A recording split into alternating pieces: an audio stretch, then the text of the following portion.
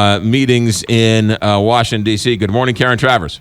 Good morning. How are you? Great. I guess it was somewhat contentious yesterday. Yeah, pretty contentious and really long. 5-hour hearing, and it was testy. It was heated. There were a lot of questions, tough questions and criticisms from Republican lawmakers aimed at the head of Planned Parenthood, Cecile Richards. Planned Parenthood gets about $500 million a year in federal funding, and by law, none of that can be used for abortions. But Republicans want to strip that federal funding in the wake of these undercover videos that have been released over the last couple of months. And Cecile Richards was playing defense the entire time. She insisted that Planned Parenthood doesn't sell fetal tissue. She insisted that they don't make any profit off of the money they get from the government. But she was even under fire for her own salary, about $500,000 a year salary. And then some Republicans saying, couldn't you scale that back and use that for healthcare and not rely on government money? Or what about the lobbying money that you spend? Democrats jumped to her defense, but it just showed how kind of the minute issues that they were getting into.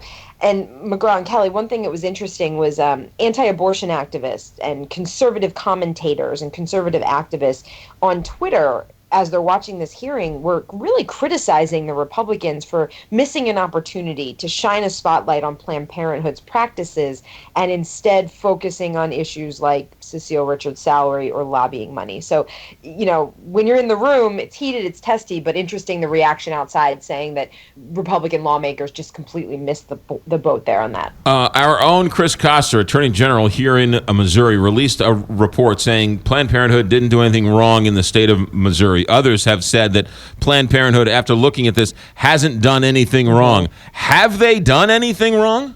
Certainly, I'll leave that up to the legal experts to say, and like you say, your Attorney General said that as well as other states, and that was an interesting point that was brought up yesterday by a lawmaker, a Democrat, saying, we've had a lot of people come before Congress who've actually broken laws. We've had Wall Street moguls, people coming here before us who've done something wrong, and so far, there hasn't been something that's been determined that they broke any laws. So why are we focusing on this? And I think that's one thing that some of the anti-abortion activists were getting at too, but then let's talk about what they do and let's try and focus on that.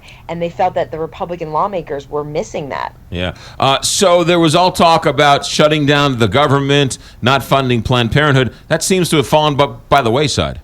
Yes, exactly. And the drama should be off the table today. Now, as Yogi Berra famously said, it's not over till it's over, but things are looking like it should be smooth sailing today. The Senate's set to vote early this morning on a short-term spending bill, 10 weeks of government money getting us through December 11th, and then the House will take it up afterwards.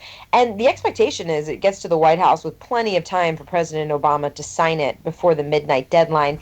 There was a lot of drama leading up to today, and September 30th was circled on everybody's calendars, and I gotta tell you, I assumed I'd be working well past midnight tonight, but when John Boehner made that surprise announcement last week that he was stepping down from Congress, it almost eliminated any possibility of a shutdown, because he just said, forget it. I am not going to keep having this battle with the conservatives over Planned Parenthood. We're just going to fund the government, get this through, avoid any drama at the deadline.